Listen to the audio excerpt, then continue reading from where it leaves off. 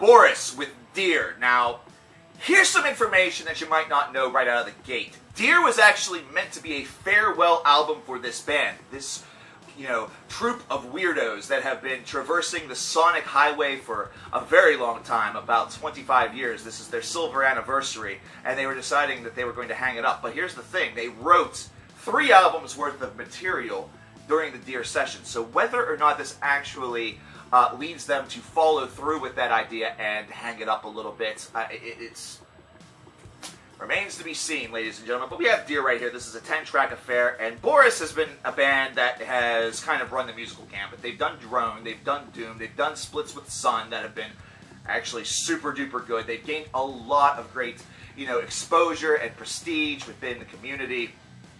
These Japanese purveyors of just weirdness are really a name that should be known by a lot of people. They have some very important classic releases that definitely deserve a lot of exploration. But with Deer, we see them sort of doing a little bit of everything on this album. We see them going back to some of those very simplistic semi-drone days, only adding a little bit more atmosphere that some may even say that it borders on post-drone, where you kind of take some of the elements of post-rock and apply it to a drone band. It sounds like it's some sort of crazy, weird antic that shouldn't work, but in some strange ways, it actually kind of does. It gives them the opportunity to give and grant a little bit more in the way of melody, and instead of just having sort of a soft and simple atmosphere, it actually causes the whole entire composition to move.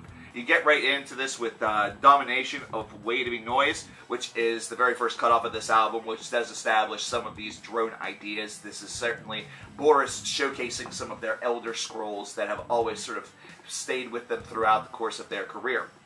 But then you get into Dead Song, which is one that definitely has a little bit more of that sort of modern feel to it. Almost gives it and grants it a bit of a doom atmosphere, considering this is a very melancholic environment. This is not one that overtakes or overstays itself with any sort of positive glow. Instead, just aiming to sort of stay deep within the root of what exactly the song's title is. So you can imagine sort of a small death occurring during the course of the 6 minutes that you have here. And the funny thing is that you even have Absolute Ego here, which is a callback to their very first album, which is very kind of interesting, and then Beyond. So these are songs that are sort of jump-basting back and forth from the Doom and the Drone. And the whole entire time, the one thing that can be said about this is that while Drone might not be for everybody, this is Drone that's interesting. It moves around. And there's vocals that are associated with this that certainly add to the effect, considering it is not one that stays within a very monochrome voice. It instead is able to sort of juxtapose and move around, and of course their collaborations with folks such as Merzbow is definitely something that shows their diversity, as well as their ability to conversate and work with Sun, to really create and craft just some beautiful, beautiful songs, which is another thing that we see here with a track such as Memento Mori later on the disc, either that or even things that you hear with songs such as The Power. Now, what's interesting about this album is its 11-minute and really near 12-minute epic that's right near the end, entitled Dystopia/Vanishing Point.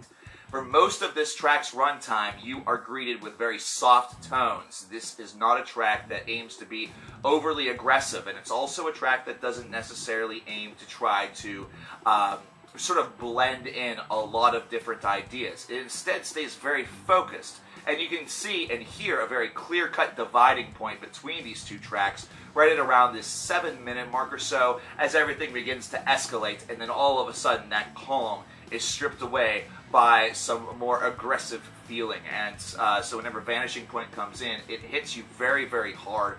And going into the final track, Deer, you still have that sort of glow among you. And this 9-minute cut, so basically the last 2 tracks span 20 minutes of this album.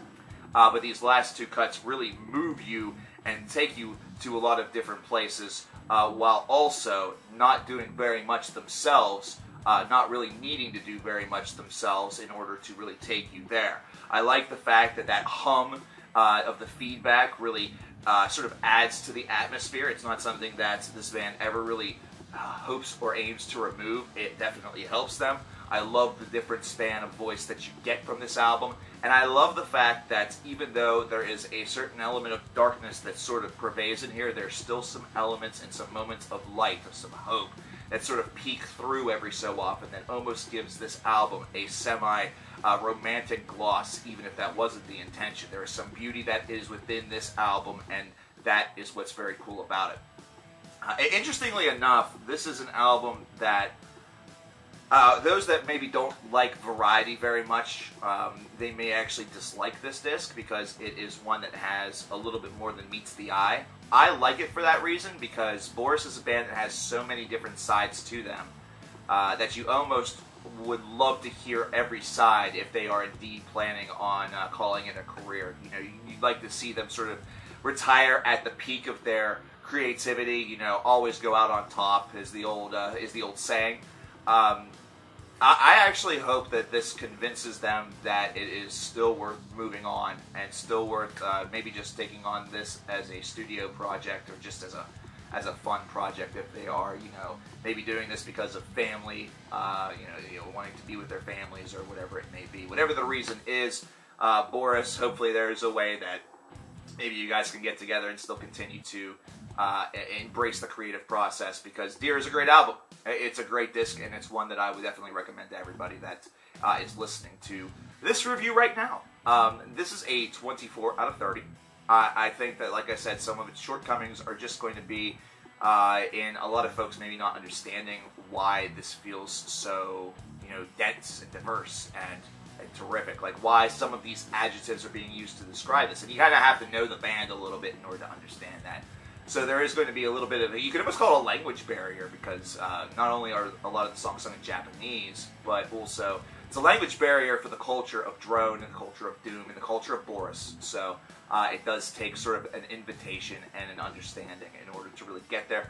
Musically speaking, not too bad. This is just an album that I feel has a lot of great moments, but some moments also do lag. I think that despite the really great build of Dystopia in Dystopia/Vanishing Point, I think it does linger a little bit too long. I understand that's part of the drone modus operandi, but it does also, while that's a negative, the positive is that whenever Vanishing Point sort of cascades over you, it is a welcome thing.